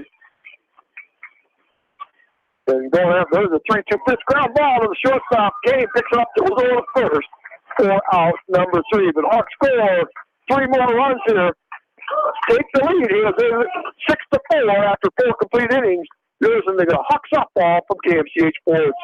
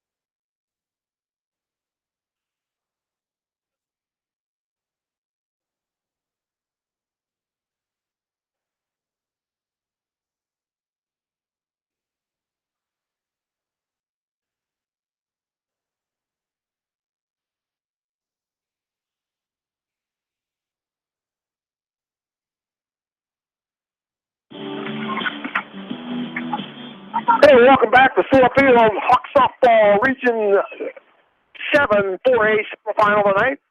6-4 Hawks lead, top of the 5th inning, leading off for the Bobcats. Number 2 hitter Amy Kane steps in there. Fouls a pitch down the first baseline out of play, 0-2 to count. Kane had a sacrifice bunt her first time up, and then popped out to Taylor Wegman at first base on a great play. They're back in the 2nd inning. Wegman ahead in the count. Twice. So one hopper hit right back to it, picks it up, throws over to first. And there's textbook Macy Kleitz right there. One hopper hit right back to her, throws to first for out number 1. That'll bring up number 3 hitter, sophomore or junior first baseman, Ella Link. She had a little pop fly single her first time up, lined right back to the pitcher, Macy, her last time up. So 1 out, nobody on here in the top of the 5th inning. Hawks with a 6-4 lead. Swing and a foul. Back out of play. 1 strike to count. Beautiful, beautiful evening here tonight for a nice crowd here enjoying Class 4A regional softball here tonight at Sill Field. And 1 strike pitch is high and away. 1-1 to count. That time of year where now we got baseball started. It's a lot of action, baseball, softball tournament play underway here. 1-1 to count to Ella Link. That's outside. 2-1. Continues next week. We'll have at least 4 or 5 nights of game coverage here from KMC Sports, starting Monday night with those 1A, 2A, 3A regional finals around the area. There's a breaking ball, breaks too far outside. Link takes that one outside. 3-1 to count to Ella Link. So she'll take a deep breath, step back in there. She's ready to go. Kleitz 3-1 pitch. Pop fly out short center field. Heather Hines is going to call shift in the grass for out number 2. Good pitch on a 3-1 pitch there by Kleitz to get her to pop up. That'll bring up the pitcher, Sydney Kennedy. Kennedy flied out to left her first time up, and then she had a leadoff single back in the 3rd inning, but they stranded her by getting the next 3 Bobcats out. So she'll step in there. Ground ball. The first pitch declared Denver short. Throw over to first in time. 3 up, 3 down here in the top of the 5th inning for the Bobcats. Score after 4.5. West Delaware 6. Western Dubuque Bobcats 4. Here's the Hawk softball from KMCH Sports.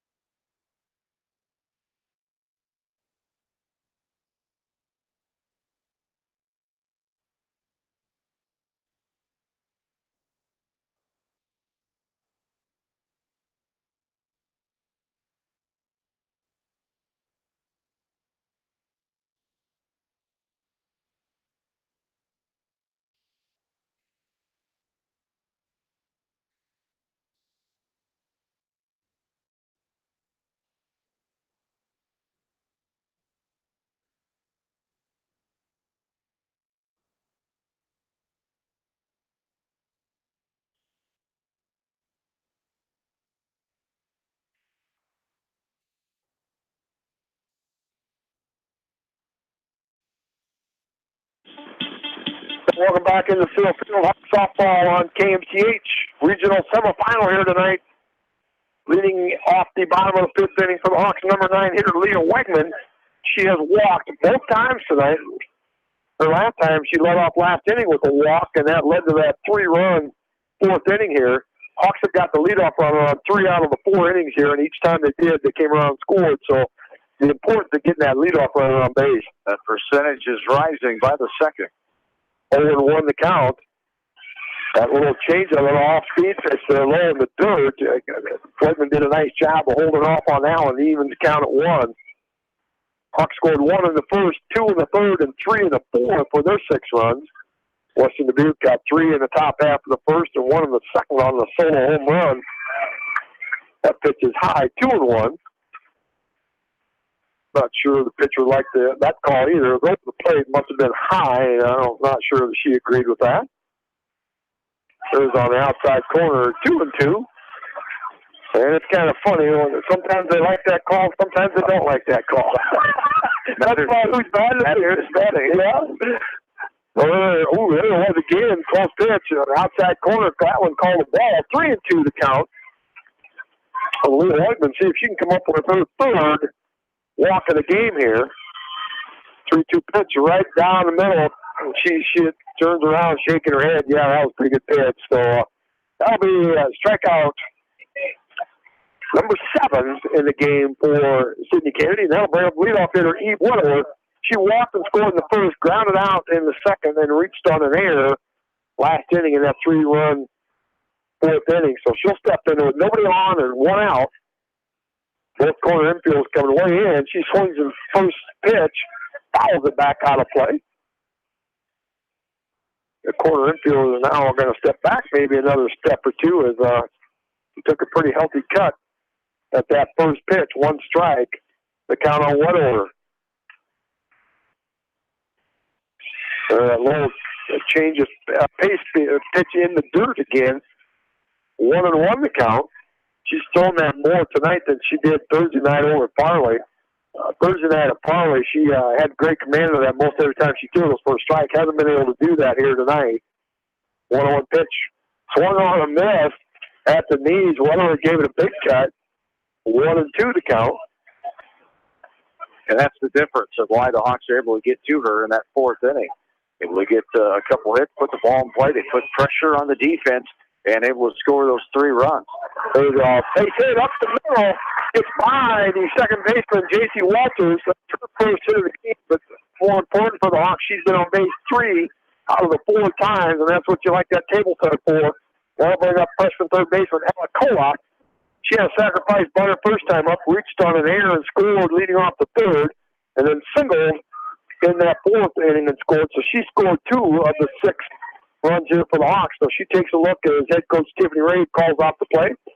Corner base, third base, first base, both coming in. taking that pitch right down the middle, called strike one. Third baseman still coming in, maybe looking for a bunt. Ella Kolak, very, very adept at bunting and got the kind of speed that she gets down a good one there. She scores around the bunt, pulls the bat back, called a strike on that inside corner. 0-2 the count now on Kolak. Kolak leads the team for the Hawks with 15 sacrifices on the season. As a 0-2 count here. Too late for that right now. Should be swinging away. That pitch is well outside. 1-2 the count. Down doing a nice job of making sure that Weatherworth doesn't stray too far off first base. Getting a nice jump down there. She's got some speed that a Kolak could drive one into the outfield. There's a hopper hit almost over the head of Weatherworth, but she can't field it quickly enough. And I want to give that an instant single as Grant Weatherworth got overhead, did a nice job of even knocking it down. And that's the second time the Hawks have had a hit like that tonight that went over the third baseman's head. So that ground out in front of third base or home plate must be just a little bit hard. And they've done that twice tonight now. Now, runners the first and second one out. Number 3 hitter, Macy Kite, steps in. Fouls the first one over to the third base dugout. 1 strike to count. Macy's grounded out and struck out twice. So she's due here to put this ball in play and keep that pressure on that Bobcat defense. They've had 3 errors here already tonight. Got ahead of that one, and Don Caesar getting a look out. Second time he had to move down there. I heard. Yeah, he had to duck on that one. The other one he had to kind of do a little jig getting out of the way. In a nice hard line drive down there. So Don can't fall asleep down there, buddy. And keeping him awake and making sure he's following this exciting contest here. 2 strikes to count now on Macy Kleitch. It's put a little bit extra on that, pulled it way, way outside. 1-2 to count. Kleitch trying to help her own cause here, pitching for the Hawks. Get a base hit and add to the 6-4 Hawk lead. There's that little changeup. Kleitch did a really, really nice job of just getting a little something on there to spoil it. It gets it up and out of play here. Kind of remain 1-2. Kennedy ready for the pitch here. 1-2 on the way. Swinging a fly ball, short, shallow center field. Center fielder Sarah Horsfield comes in and catches it for out number 2, and that'll bring up the second baseman, Heather Himes. Himes, RBI single in the first inning and a 2-run home run in the third inning, and then reached on an error in the fourth inning, and on that error, 2 runs came in and scored. So she's going to have a really nice offensive output here tonight. Another chance to add to that. There's that off-speed pitch. If that one stays a little bit too high, ball 1. And she is struggling with that pitch, being able to throw it for strikes tonight, and Hawks have done a nice job of staying off of that. Pitch is outside and low, 2-0 the count. So now Heather can really sit in there and be pretty selective on a pitch that she can drive somewhere. 2 outs here in the bottom of the 5th inning. Pitch is outside, 3-0. Eva Wynn standing on deck. She's got 3 hits tonight, so she'd like to be able to get up yet this inning. Taking that pitch all the way right down the middle, 3-1 the count now. She does not want to duplicate that pitch because if Heather's going to be swinging, that's a pretty good pitch for Heather to be hitting right there. So 3-1 pitch. Right down the middle, right on the left center field. That's going to be off the fence. 1 run's coming in. Kolak, she says, I'm coming in too. She's going to be in. And that is 2 runs double on left center field by Heather Himes. That's your 4th and 5th RBI of the game. And 2 more runs on the board, again with 2 outs. And that's going to make the score now 8-4 in favor of the Hawks. And talked on a 3-0 pitch. She got too much of the plate on that 3-1 pitch, and she drove it hard. And third hit of the game and 5 RBIs. What a night for Heather Himes. She was expecting something in the zone, and she got it and ripped it. And Heather Himes, big night here at the plate. 2 RBIs, the 4 RBIs down, the home run, and 3 hits. How about that? And getting on with that error last time up as well. Heather Himes doing an excellent job hitting in the 4th spot for the Hawks. Eva Wynn stepping in there now. She singled in the first, singled in the third and singled in the fourth, so she's got 3 hits here tonight. Count 1-1 on her now. So she's also having a really nice offensive output here tonight. 1-1 pitch, there's that change. A fly ball left center field. Delaware going to catch up to Violet. She's going to get a double and drive in Heather Hines from second base. So the hit parade continues here for the Hawks. Third run this inning now makes the score 9-4. And the Bobcats are going to call timeout there. They're all going to get within that pitching circle and they're just kind of commiserating with each other a little bit about, hey, we just got to get this third out and get out of here. Coach Rachel Neal's not coming out of the dugout here yet so far. Kennedy took a little off, outer half, and Wynn waited back on that and drove it in the deep part of left center field. And the Hawks continue to put pressure on the Bobcats, putting the ball in play. They've increased their lead as they've scored 6 runs in the last 2 innings so far and lead now by 5, 9-4. That'll bring up Claire Demer. She's going to step in there. 2 outs, swing and a miss at that first pitch, being aggressive. Going right after that. She's 1 for 3 so far. She had a double out to the left center field fence in the 3rd inning. So she'll try to keep this thing going here in the bottom of the 5th inning. There's a pitch on the inner portion of the plate. Again, Don, he knocks that one down there. He makes the play, tosses it back in. That boy, Don. He barehand that or he kicked it? Oh, he kicked it with his foot. Yeah, playing a little soccer down there with a softball. 2 strikes to count now on Claire Demer. Hawks with their second 3 spot up on that scoreboard. There's a pitch on that outside corner called strike 3. That'll end the 5th inning here, but the Hawks score 3 more. Score after 5 complete was Delaware 9. Western Dubuque Bobcats 4. This is the Hawks softball from KMCH Sports.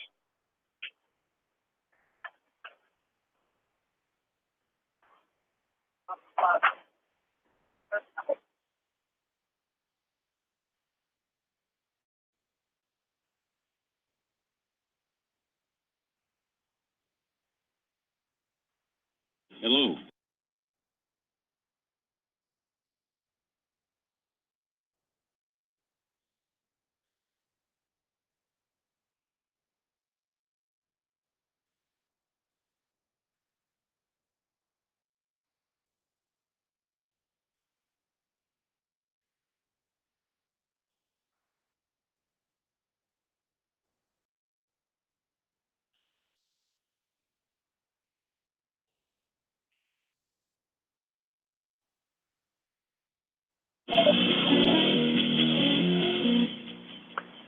Welcome back to the Filipino regional softball action here tonight between the West Delaware Hawks and the Western Dubuque Bobcats. We're leading off the top of the 6th inning here. Bobcats trail 9-4. Senior left fielder Jenna Hafler will step in there. She had an RBI single her first time up and then popped out to third. In that 3rd inning, she takes the first pitch outside, ball 1. Thanks to West Delaware AD Matt Weiss for filling in earlier tonight. Thanks to him for those updates from DeWitt. He tells us the Central DeWitt Dubuque Wahlert still tied at 1 as they are in the 6th inning now down in DeWitt tonight. Winner of that one plays the winner of this one Tuesday night in the regional final. If the Hawks win, it'll be here at West Delaware regardless of who wins that other game, Central DeWitt or Dubuque Wahlert. 2-0 pitch put foul down the first baseline, 2-1 to count. Kleitz has settled in after a rough couple of first 3 innings there. She's retired the last 9 Bobcats here.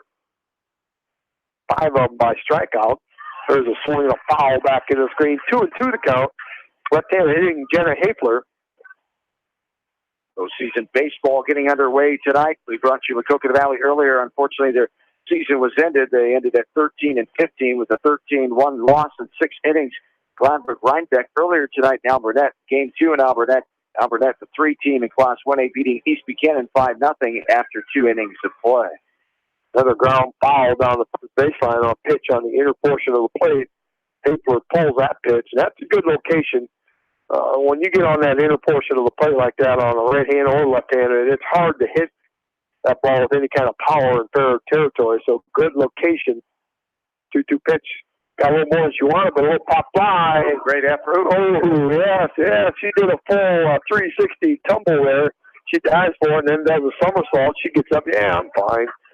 Well, no big deal. I just got dirt on the back of my uniform. Mom's going to wash it tonight anyway. Yeah, Colock with the all-out dive, and thank goodness she didn't hit her head any harder on that fence. She went head first towards the fence. There's a little lazy pop fly out left field. Kayla Felton can't come up with it. Just a little lazy pop one right out in the middle of nowhere for the leadoff single by Hafler, her second hit of the game. And that'll bring up Hallie Wildenbush. She's 0 for 2, reached on an error, and 2 runs scored on that error, and then she struck out her second time up. So first base runner for the Bobcats since the third inning. But that leadoff hitter is on. That first pitch swung on pop fly. Heather Hines takes a couple steps to her left and calls it, and will catch it for out number 1. Great pitch location by Macy to get Wildenbush to swing at the first pitch for out number 1. Bring up Emma Guile. She struck out both of her at-bats here tonight. You're going to call time and retie her shoe.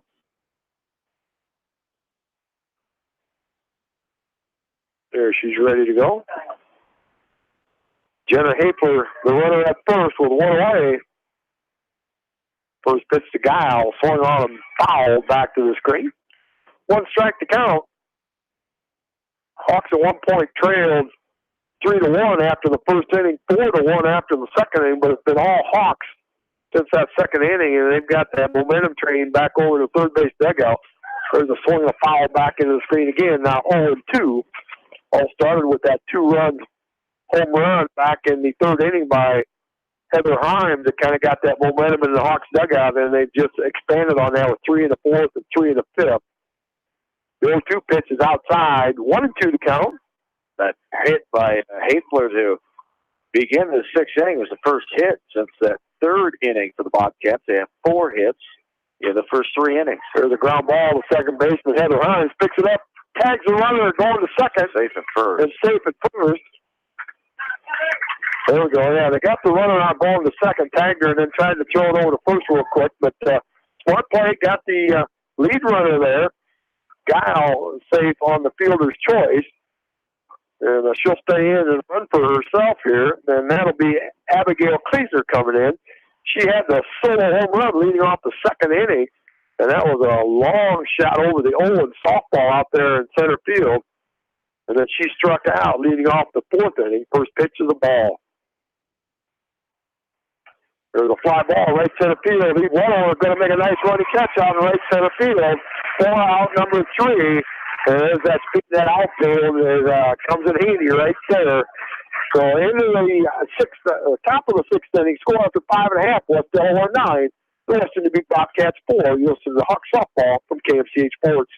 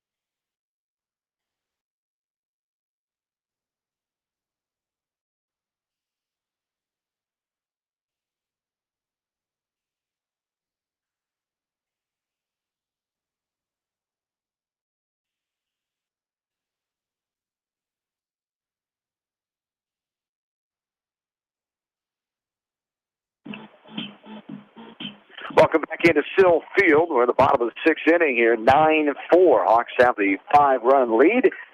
And Meredith Horner, a freshman on this team for the Bobcats, is a new pitcher. As the Bobcats coach Neal and company going to the bullpen here after they score 6 runs in the last 2 innings. So Sydney Kennedy's night is done. Joanna Voss will start things off. Voss, Dimmer, and Wegman, 7, 8, 9 here for Hawks in the bottom of 6 as they lead 9-4. Warner steps in there. She's pitched 46 in the 3rd inning so far this year, allowed 57 hits. First pitch swung on a miss by Voss, 0-1.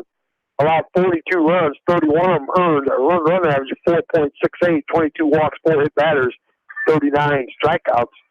And a nice opportunity here to get a freshman in and get an inning of a tournament experience. There's a pitch on the outside corner called strike 2. Voss 0 for 3 tonight. She's popped out to first and then was called out on strikes and then struck out swinging. So she's 0 for 3 here so far tonight. The pitch is well outside. 1-2 the count. Horner doesn't throw as hard as Kennedy, so the Hawks will have to adjust here and retime the pitcher here in the bottom of the 6th inning. Yeah, they did a nice job of that. The second time through the lineups when the Hawks started doing all the damage here. That pitch low in the dirt. 2-2 the count. First time through the lineup, the Hawks scored a run on 2 hits. But that second time through was when they put 2 in the 3rd, 3 in the 4th, and 3 in the 5th. So really nice job of adjusting. 2-2 pitch, swung on foul. Over the first base dugout out of play. Voss will step back in there. With the 2-2 count, senior Taylor Hawks, 1 of 3 in the starting lineup here for the Hawks. 2-2 pitch from Horner. Over the plate, but apparently a little too low. Count will run to full now.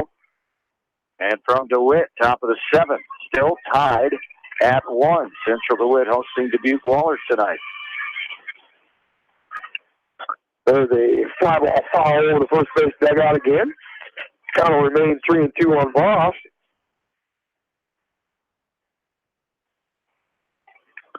Hawks trying to get something going here. They've done it several times when they get that leadoff runner on. They called strike 3 on that outside corner. He's called that pretty consistently all night. The 3rd strikeout for Voss tonight. First by Horner. That'll be 1 out. And Taya Demmer will step in there. She has struck out twice and grounded out. So she'll step in there. 8 strikeouts. I checked that. 9 strikeouts tonight for the that was the 9th one, yep. So 1 strike to count on Taya Demmer. 9 strikeouts for the Lakers. Lou Wilson on the right center field, going to drop in for a base hit, a 1-out single by Demmer. And that'll bring up Leah Wegman. Wegman has walked twice and called out on strikes. 9 strikeouts, but now 12 hits after that full duck snorter by Taya Demmer there. With 1 out here in the bottom of the 6th, Hawks lead 9-4. So Wegman will come in there. Both the corner infielders coming in looking for a bunt. There's a pitch on the outside corner called strike 1. Wegman walked with 2 outs in the 3rd inning and then walked leading off that 3-run 4th. And it was called out on strikes leading off last inning. Scored around the bunt, but pitches outside. She pulls the bat back. 1-1 the count. Coach Tiffany Rave, they'll be looking for that number 9 batter to get that runner over to second possibly with their leadoff hitter coming up. Put another run on the board. Scores around the bunt again. Foul is in a good location there by Horner. When they're going to bunt, don't give them an easy pitch to hit. That was on the inner portion of the plate coming right at Leah Wegman. Hard pitch to bunt. She fouls it. 1-2 the count. She'll step back in there. Horner's pitch. There's a ground ball. The second baseman gets down on one knee, fields it. Not in time. She goes on and picks it up. Wegman safe at first on the air by the second baseman, J.C. Walters. So Hawks have runners at first and second. 1 out in the leadoff hitter. Eve Woodward going to step in there. And they're going to send the courtesy runner. This one's going to be number 20 this time. And that is Alyssa Holt will be the courtesy runner. Nope, they're going to send Mia Payton back out there. Holt did come out of the dugout there, but Mia Payton comes in. So Payton courtesy running at first, Taya Demmer out at second base, and the leadoff hitter, Eve Weddler. She's 1 for 3 tonight, but she's been on base 3 out of the 4 times. Walked and scored in the first, grounded out in the second, reached on an error and scored in the fourth, singled and scored in the fifth. And with the ability to slap it, she's got the corner infielders coming in, but she's also got some pop in that bat. So now the base runner, the corner infielder, backed up maybe just a little bit. That pitch is high and outside, 1-0. 1 out here in the bottom of the 6th inning. Hawks with a 9-4 lead. Her pitch is low and outside. 2-0 to count. Now Eve can really be a little selective here. It doesn't have to maybe be too aggressive and swinging a pitch that's not right to her liking when she can really get a pitch and drive it. 2-0 pitch again, low and away. 3-0 to count. As Horner now wanted to give in and give her anything too good. Those are great pitch locations for a left-hand slap hitter, but she's standing in there swinging away. She hasn't given any indication of slapping this time. There she did. She takes that 3-0 pitch, 3-1, and with that, you kind of get those corner infielders coming in a little bit, put that thought back in their mind, and then if you bring them in a step, sometimes that's all it takes to be able to drive the ball past them in your next swing. But we'll step back in there, 2-1 to count. And there's a pitch I think she'd like to have back. That's got a lot of the plate. She just fouls it into the Hawk crowd there, 3-2. She got underneath it as outer half, about waist high. A pitch she could have drove into left field, went opposite field, but they say got underneath it, popped it up and out of play. 3-2, so she'll step back in there again. 1 away here in the bottom of the 6th. There's what you thought about. Oh, the left fielder's head. Oh, the left fielder hopefully did a nice job of going back. I thought it was going to go over her head. I think maybe both the base runners did too at first. But nice play out left by Hafler to catch that 5 feet maybe from the fence or so for out number 2. Yeah, the ball just died down right before the warning track, and Hafler stayed with it, backpedaling, able to stay underneath it and make that catch for the second out of this inning. Brings up Ella Kolak now. Kolak's 2 for 3. She had a sacrifice bunt her first time up. There's that off-speed pitch by Horner. Stays too high, ball 1. She reached on an error and scored leading off the 3rd. Singleton scored in the 4th, and Singleton scored in the 5th. So she did a nice job in that number 2 spot for head coach Tiffany Raven, the Hawks tonight. Well, that pitch is outside, 2-0. Mia Payton, the runner over at first. Ted Demmer doing a nice job. That's not Ted Demmer. That's Alyssa Holtz, courtesy pinch running out of second base. That's why she was out. Yeah, they're both out there. So Holtz, a pinch runner out at second. There's a pitch on that inside corner called strike 1. 2-1 to count from the freshman third baseman, Ella Kolak. Winner of tonight's game advances to Tuesday night's final. The loser's season comes to an end here. There's a really, really nice off-speed. That was a great pitch. Kolak swings at it and it's like, darn, that ball wasn't even here yet. But great pitch. Table. Yeah. That's something we saw the other night. Sydney Kennedy was pulling, and she wasn't able to pull that pitch here tonight as well as she did Thursday night. 2-2 count. Swung on a fly ball over in front of the first base dugout. Ella Link going to go over and give it a look. But runs out of room as that lands just in the Western Dubuque Bobcat dugout. 2-2 to count. Hawks trying to add an insurance run or 2 here. Have to do it with 2 outs. Runners on first and second. They lead by 5 here in the last of the 6th inning. Kolak steps back in there. Horner gets the signal. Now she's ready to go. 2-2 pitch. But then again, that off-speed pitch swung on a miss after a great, great pitch. If she masters that thing, she's going to be tough the next few years. Yeah. But the Hawks can't score in the bottom of the 6th inning. Score after 6 complete. West Delaware 9. Western Dubuque Bobcats 4. You listen to Hawk Softball from KMCH Sports.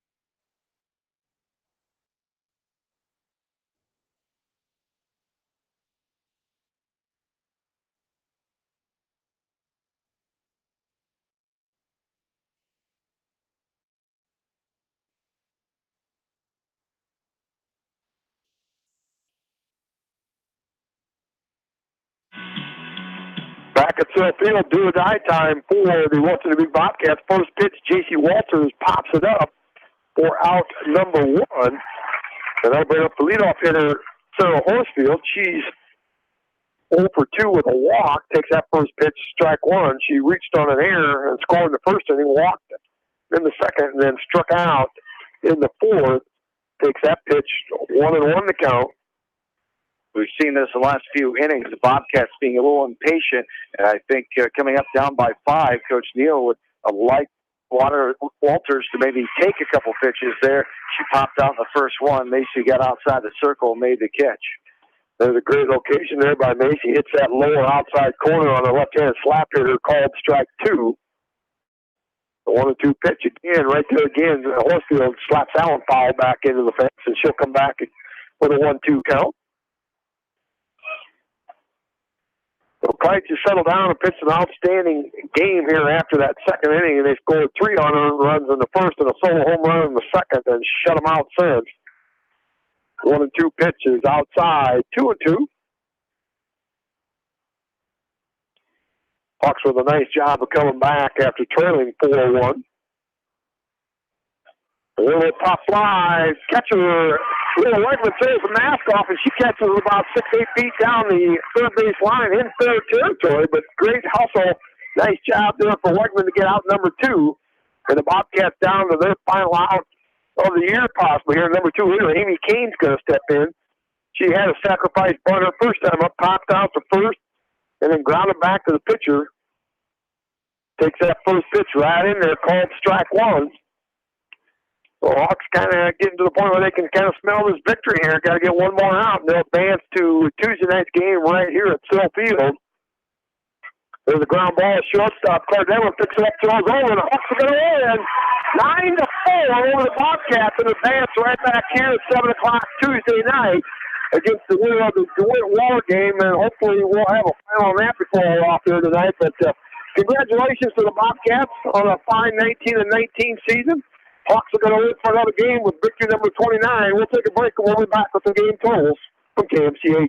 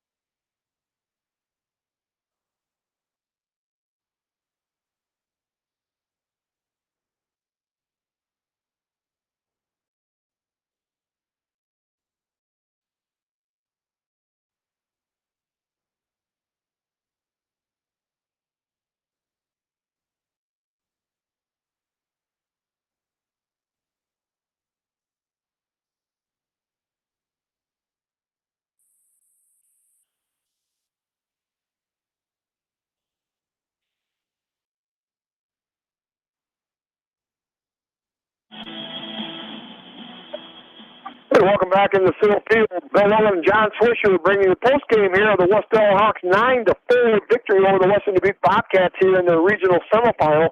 Western Dubuque is going to end their season at 19-19 on the year. As Hawks defeated them tonight by a score of 9-4 for the West Delaware Hawks. They scored 9 runs on 12 hits, 4 Bobcat errors. Hawks left 11 on base. The leading hitters tonight, Eva Wynn, 4 for 4 tonight. Heather Himes, 3 for 4 with 5 RBIs, 2 hits for Ella Colock and 1 each by Eve Weddler, Claire Demmer, and Taya Demmer. For the Western Dubuque Bobcats, they scored 4 runs on 5 hits, 2 Hawk errors. They left 4 on base. Macy Kite struck out 6, walked 1, and didn't hit anybody. The hits tonight for the Bobcats, Jenna Hafler with 2 hits, 1 hit each by Ella Link, Sydney Kennedy, and the solo home run by Abigail Kleesner. But the Hawks did a nice job, fell behind 4-1 after 2 innings. And the Hawks just settled down after that, put up 5 goose eggs up there in the last 5 innings for the Bobcats. Yes, indeed. Just a quality effort of coming back, staying with it, not getting too down, getting a run right back at the bottom of the first, and then kept on chipping away. And finally, the offensive floodgates opened up. And when they did, they scored those 2 runs in the third and then 6 runs in the fourth and fifth with a 9-4 victory here tonight. The Hawks advance on to a regional final for the first time since 2016 when they lost to Charles City in that regional final this year, as they've been without regional final appearances the last 2 years. So good to get back to a regional final, and we'll be here on Tuesday night at 7 o'clock against that Central Dubuque Dubuque-Wahlert winner. We'll find out hopefully soon of the winner of that one. It could go all night as 1-1 tied in the 7th inning, Central Dubuque and Dubuque-Wahlert right now. Yeah, and Coach Ray's going to join us now. And Coach, you got a pretty good smile on your face. Pretty exciting game there for the Hawks there, as they kind of had a little rough first inning there, and then the solo home run in the second inning. We're going, geez, this is not going our way so far. You know, I knew every team goes through a little nerves in regionals. It's to be expected. Did I think ours was going to happen the way it did? Not necessarily. But our word of the year has been relentless. And the girls are exactly that. And they proved that tonight. The look on their face did not change. After 3 runs off of errors, I think, they had 1 base hit in the first inning, and then after that solo home run, the look still didn't change on their face. And that's the definition of relentless, and that's finding a way to get it done. And gosh, what a group of kids that has a look in their eye tonight, and they just were ready to play ball. I know maybe in inning 1, we don't physically see that, but I saw that at 8 a.m. this morning, and I saw that in BP today. And so even though we had nerves, I knew we were going to execute our game plan tonight eventually. It just took us a little bit to settle down and get started. Well, the nice part about it, after trailing 4-1 after 2 innings, you don't have to go get them all back in the 1 inning. And I think the momentum changer got the crowd into it, got the dugout into it. It was that 2-run home run that Heather put out of here. And that just kind of brought all the momentum over here to this side of the orange-filled dugouts here. And I think that changed the whole complexion of the game. I 100% agree. After Heather got that home run, it's just that mentality in the whole dugout, like, we got this. We can do this 1 hit at a time. When you go 1 hit at a time, things like that start to happen. When you swing big, you don't get that hit. And so, God, what a night Heather had tonight. I mean, got multiple RBIs for us and just swung it. I mean, she swung it. That was a big change. There were some big hits later on that, really, really changed that game late on. But offensively, I couldn't be more proud. I know, we've been working on a lot of stuff. We watched them multiple times in the last 3 weeks, and they did exactly what we asked them to do. The confidence by your offense just kept on a rolling there when you got those 2 runs in the third, and then you had 6 more for the nice insurance comfort in the fourth, fifth innings. What was the difference at the plate? Expel more on that. You bet. Discipline. It was all about discipline tonight.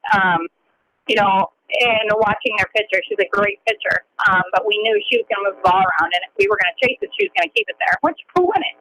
Who wouldn't throw it there? And our girls really, really focused on swinging at great pitches last week. And I think that's what you saw tonight. We forced their pitchers to bring it into the zone.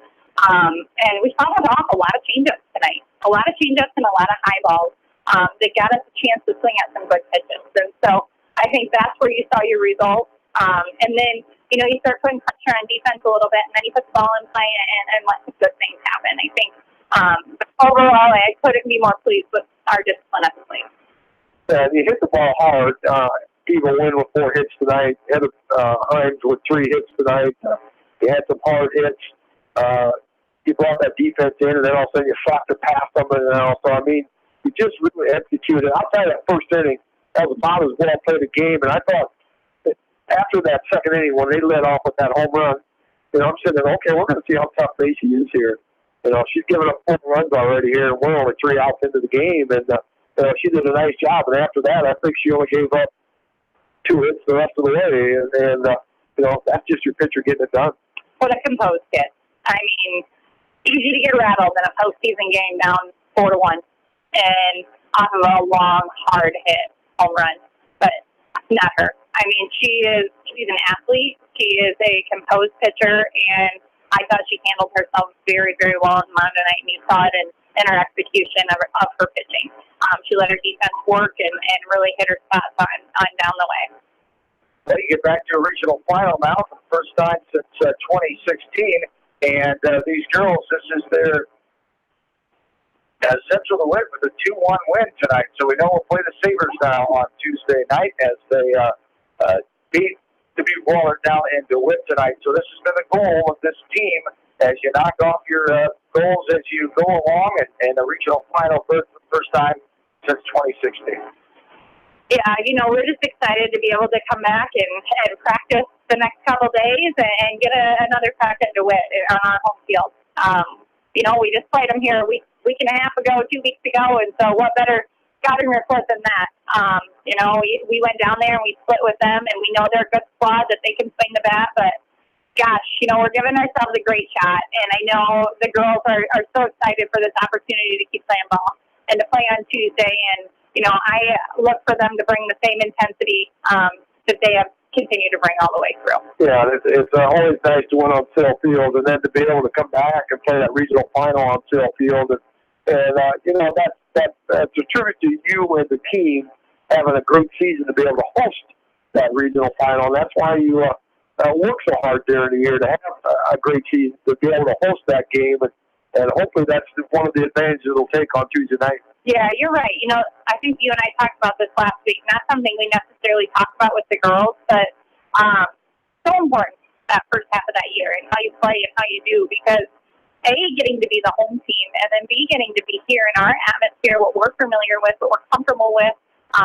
Even where your fans sit, we're used to that. We're used to that here. It makes a big difference in the girls' comfort level on the field, and there's really something to be said about it. And I'm excited. I mean, I love our home field, and I think we had a nice crowd here tonight, and I know we will again on Tuesday. And so, we're excited to continue to have the awesome support of this community. Well, congratulations on that victory tonight, and good luck with a couple practices, and maybe keeping these girls grounded, maybe just a little bit. They're probably a little bit another step excited, and rightfully so. But another big coming up, and what a big opportunity for your seniors.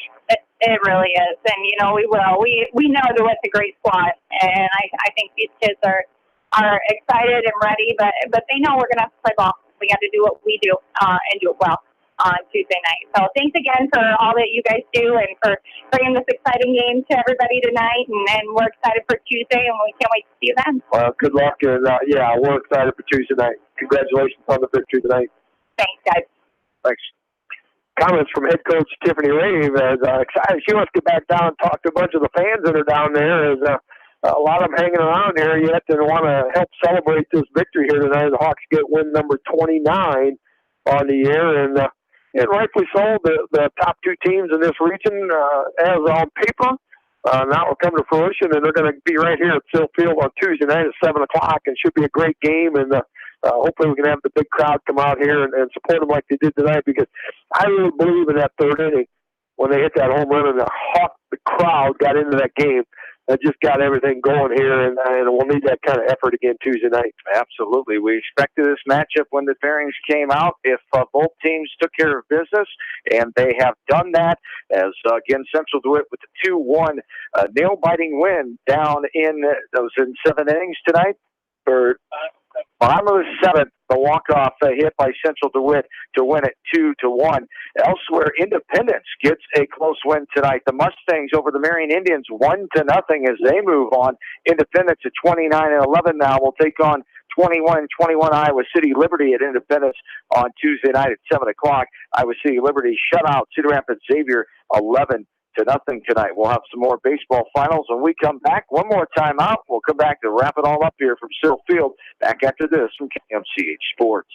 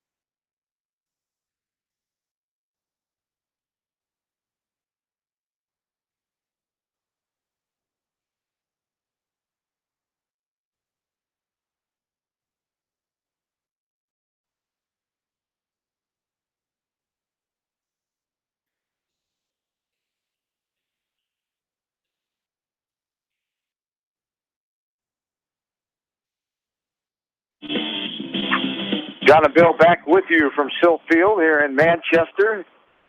As the fairgrounds are rocking right about now with Starship and, what was it, Georgia Satellites? Georgia Satellites. Georgia Satellites, that's right.